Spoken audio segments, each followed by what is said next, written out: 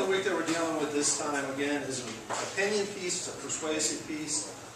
And so the title of it is Why Michael Sam's Coming Out is Not an Unnecessary Distraction. So to start us off, I need you to go ahead and number your paragraphs so we have reference points.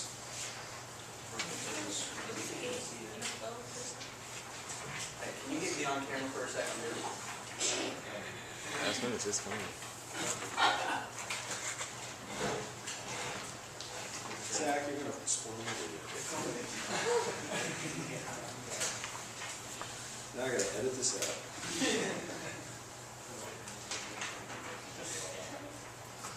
And according to my numbering, there should be 12. Is that correct? Yep.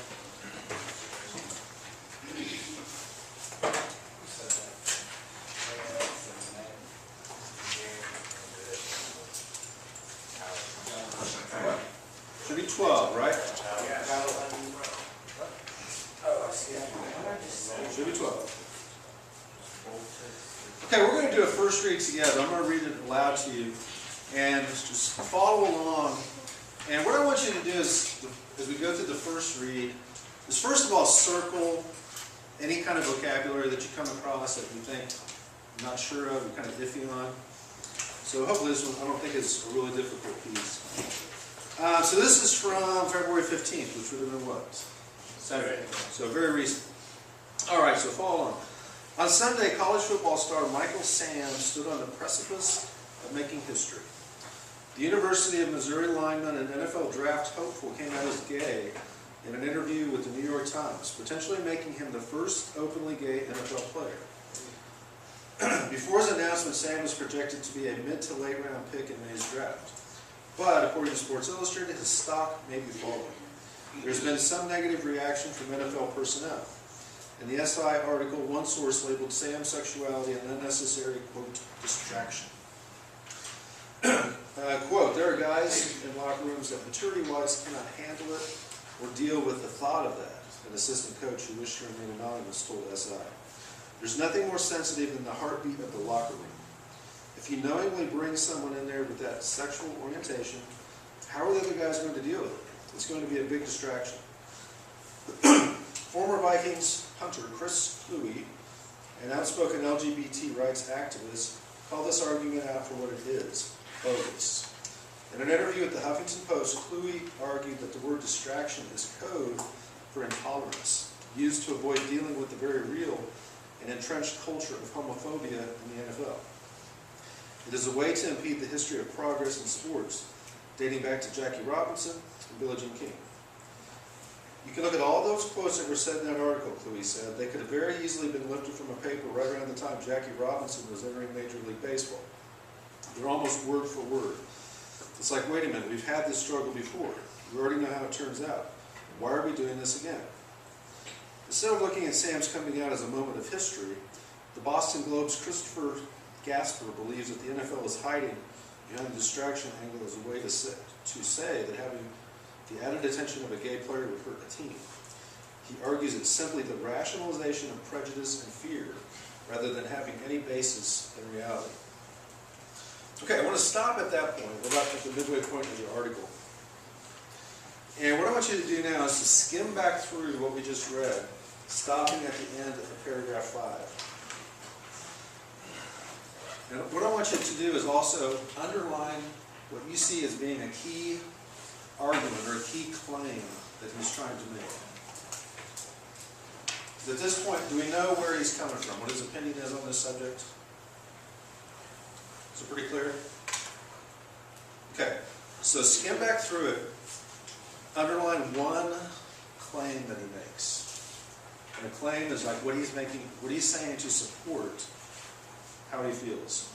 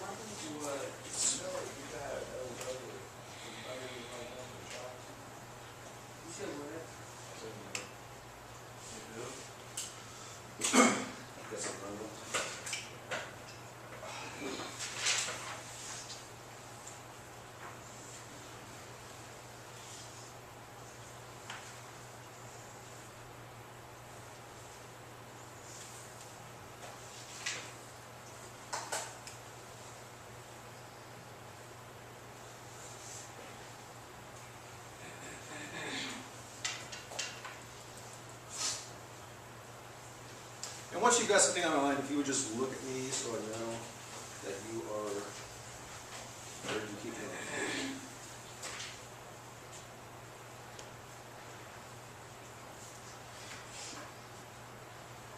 Matt, where's that eye contact?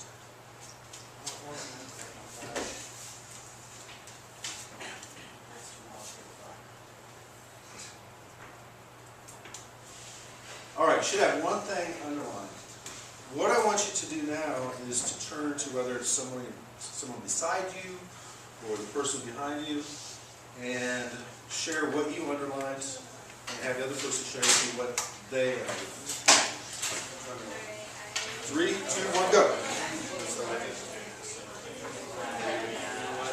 Jazz. Got it? Okay.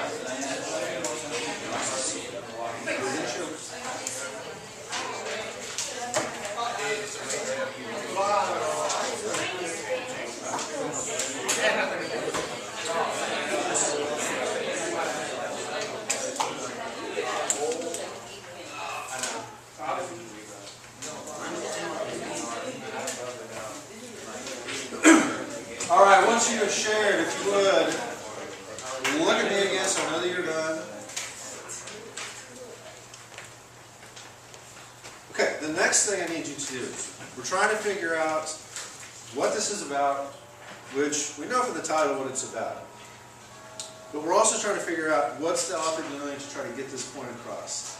And one thing that I want you to do real quickly is look at paragraph 3. How many of you already underlined something in paragraph 3 as a claim that he uses? Okay, good. What I want you to do is that, and it's only 3 sentences. What I want you to do is to paraphrase what he's saying in that argument. He's talking about what Chris Cluey had said. So in your own words, what's the author saying in that paragraph? So paragraph 3. Yeah, on what? Yeah, so you can just write it on your own piece of paper. What are we writing? So in paragraph 3, I want you to paraphrase what he's saying there. So just put that into your own words.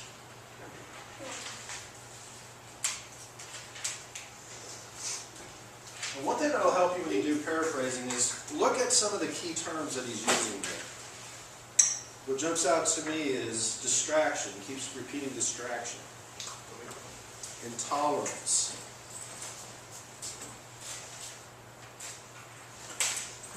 Culture, homophobia. So paraphrase paragraph 3.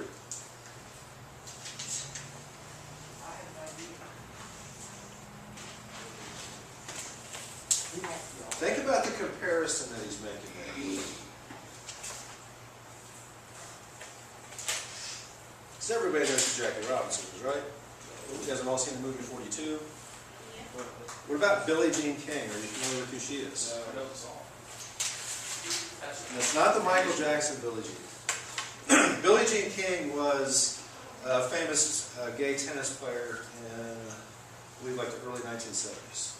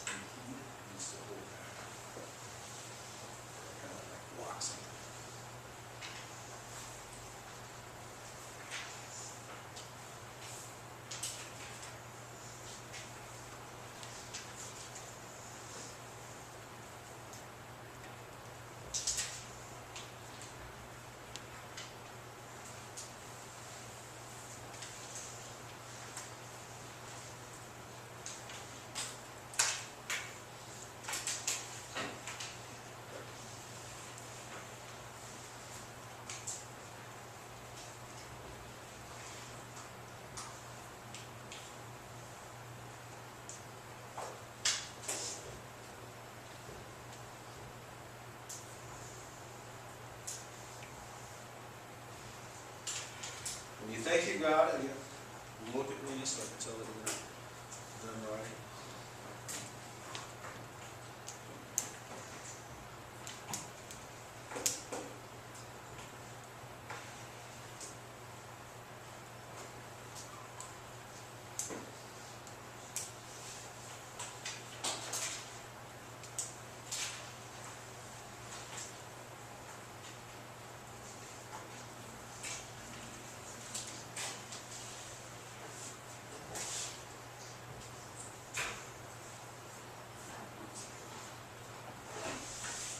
Everybody got a little draft of that at least?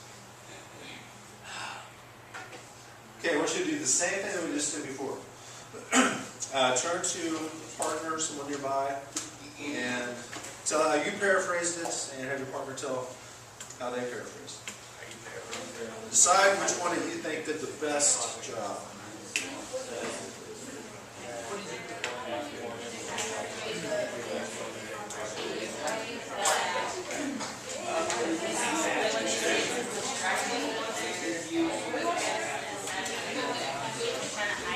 Just turn to something like a partner and tell them how you paraphrase it.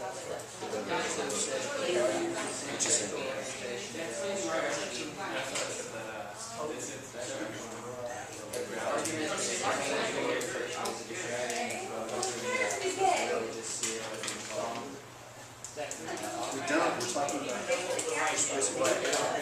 We're talking about persuasive writing. This is just whatever we're using. All right, who had a particularly good one? Me. Jaslyn, how did you? What's your paraphrase for that? I just said that they say them distracted to hide the fact that they have a problem with it. Okay, so they're saying it's a distraction. That's what I. Shut up. That's what I said. Buzz. Okay, that's good. Artemis, you volunteered her, so now you get this. Ooh, I pretty much said the same thing. Saying that read it word for word. Read it word for word. Chris Cooey claims that the NFL is calling it a distraction because in reality they have a problem with it. They don't want to go out and say that. Okay, so they're just trying to, it's like using code words. So. Sugar coating. Okay. Misha says, Cluey compares how people are taking NFL players being gay the same way they took Jackie Robinson being black and playing baseball. They don't take too kindly to it. Okay? So what we're at now is kind of like at a crossroads with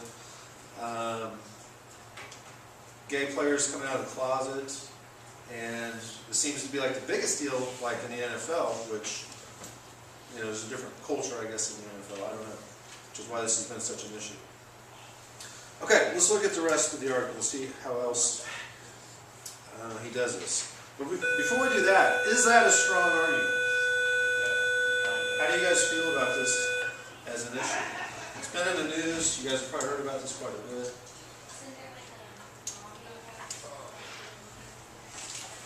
That is a good thing to bring up.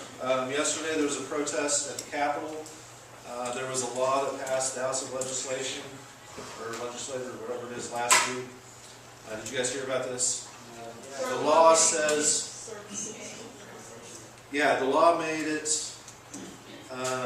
well, it has to go through the Senate before it actually becomes law, but they passed a bill saying that in the state of Kansas, if your religion says, that you don't believe that homosexuality is something you can deal with, like if you work in a restaurant, you don't have to serve people who are gay. If you work for the state, like at the DMV, like someone's renewing their tags, and you feel strongly religiously about it, it says that you don't have to serve them. So then That's the law they're passing, or they're passing something against it? That is the law that they passed in the House. Now after, what's that? No, they run the city. I know they're behind it. I don't They do know. run the city. They own everything. They just own the world, right? But here's how. The city. They're from the Here's how the bills work. This is how law is passed. It goes through the House, and the House passed it by a significant margin.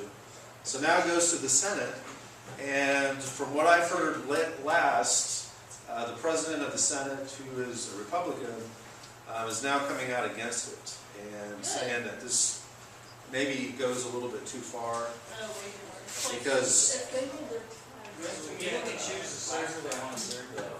You don't have to serve people. well, but, Still, that's just a game. yeah, I mean, there's a lot to that. All right, let's go back to this article. But isn't that go like how we serve blue and black? Well, and that's, yeah. And again, and that's exactly what this article is trying to say too, that, you know, there's like these, we kind of use these code words for things. Like with this, it's being a distraction. But it's exactly what they said about Jackie Robinson when he played for, what was it, like Brooklyn Dodgers or whoever was assigned. And if you've seen the movie, that it shows that some of the teams were like, you know, we don't want him playing with us because it's going to bring out all these people that are going to be, you know, anti-Jackie Robinson. It's going to cause all these problems. So basically the code is, it's too much of a problem, so we don't want to deal with it. You know, even though he was one of the best baseball players of all time, they could see it then. All right, let's continue on with the article. We left off at, what, 6 or 5? Okay. All right, so teams overcome outside distractions all the time. The Patriots overcame the distraction of Aaron Hernandez being charged with murder to go to the AFC Championship game this season. You guys remember that? Yeah. Of course, that's my squad. The Miami Dolphins missed out on the playoffs, not because of the fallout from the Jonathan Martin hazing imbroglio. You guys remember that? Yeah. They were 4-4 when the scandal broke and went 4-4 in its aftermath. So the example there he's using, you know, we've got all these distractions that seem to happen, but, you know, guys murder people, and it doesn't seem to affect the teams. All right, so the next paragraph. In a heartfelt broadcast for WFAA, Dallas's local ABC affiliate, news anchor Dale Hansen reminded us what a sad and dangerous message it sends to gay players to suggest they are less acceptable than convicted criminals and bullies. You beat a woman and drag her down a flight of stairs, pulling her hair out by the roots. You're the 4th guy taken in the NFL draft, Hansen said. You kill people while driving drunk. That guy's welcome. Players caught in hotel rooms with illegal drugs and prostitutes. We know they're welcome. Players accused of rape and pay the woman to go away. You lie to police trying to cover up a murder. We're comfortable with that. You love another man. Well, now you've gone too far. Okay, I want to stop at that paragraph. And I want you to do the same thing. Paraphrase the gist of what he's saying there. Write it down. So we're looking at paragraph 8. So in one sentence, see if you can paraphrase that. What's he saying there? All they care about is. And there's a couple of these that I remember hearing in the news. Some of these stories I'm not familiar with.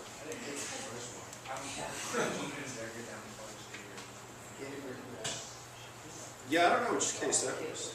All they care about is. And some of these might not have happened just like this year. These might have been.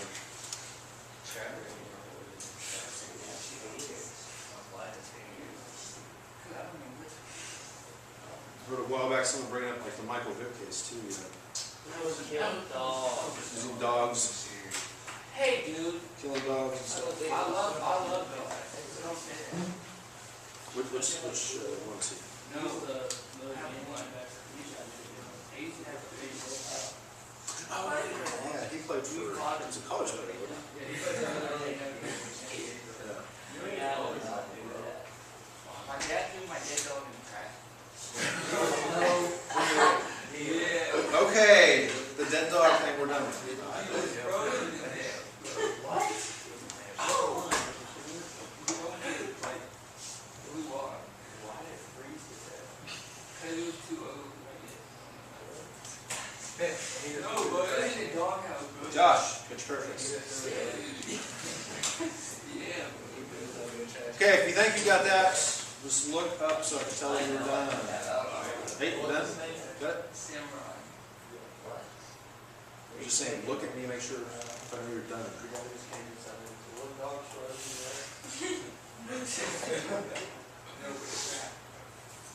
All right, let's hear a couple of these. Zach, how did you paraphrase that? I was actually in the midst of writing, but this paragraph states that basically everything is acceptable or forgivable in the NFL except being gay. That is amazing. Isn't it? Excellent. Give me another one. Tag it. Word for word, right? How did you say it? Something as a, yeah, basically saying that everything that happened in the league is acceptable except for being gay. Okay. Did most of you come up with that? Yeah. Yep, word Is for that- word. That kind of word for word. And we looked at a different argument where they're talking about, this is a distraction, like the code language in the past. Is this a valid argument to make? Is it like a weird double standard? This argument that, we allow murderers, we allow spouse abusers, all these different things, rapists to play. But the biggest problem that we have is that someone is gay in the NFL. Is that a valid argument? I want to know who was chosen fourth in the draft after carrying her, dragging a girl down with her hair down the stairs. I think he's making that I'm not sure. That's great.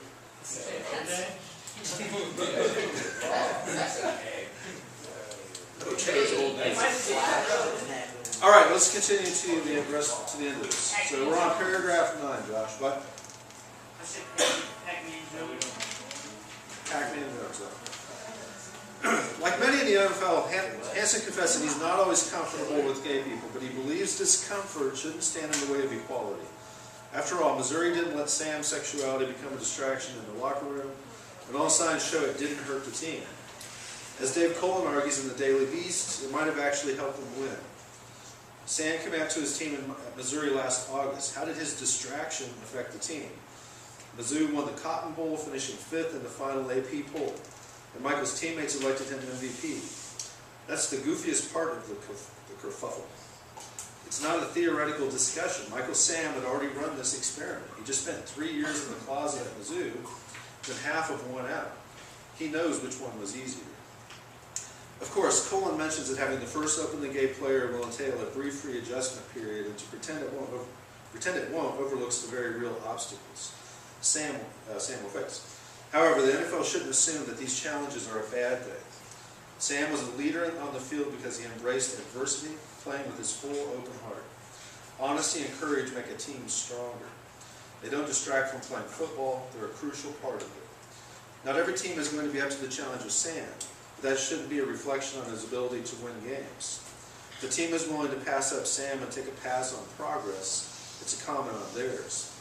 If Michael Sam is the biggest distraction in your locker room, your team already lost. Okay, the last thing I want you to paraphrase is this is his last argument here that he's making. Those last 2 sentences. Put this into your own words. These 2 sentences. If a team is willing to pass up Sam and take a pass on progress, it's a comment on theirs. If Michael Sam is the biggest distraction in your locker room, your team already lost. Put those 2 sentences in your words. Yes. I haven't seen you.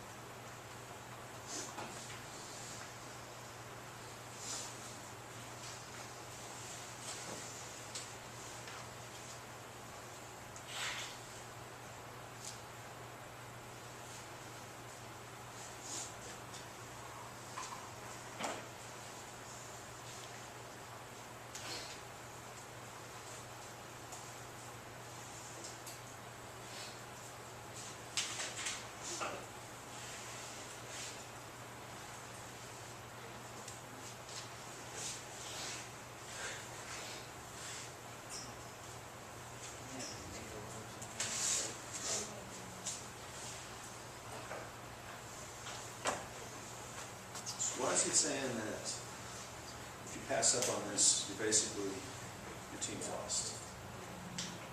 What is that saying? Why is he saying that? I have no idea. Just try to put it in your own words. Bang, I got it. Oh, nice and on the dead. Duncan, you're happy with what you come up with? Yeah, but I'm not saying it. need it.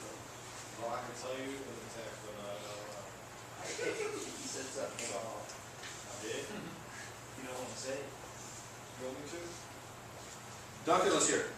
I said, if a team is willing to give up someone to help their team, it's their loss. If Sam's a problem and hasn't done anything, they have already lost. Gotta start there. Melissa, what'd you put? I think Sam wins a lot of games. Sam is a good player, so definitely the responsibility. Yeah, so what it's getting at is, you know, basically, if you don't want one of the best players in the NFL or the college to be on your NFL team, and you think it's, you know, it's going to be a distraction, then how do you expect to win? If you're going to use that as your argument against signing this guy.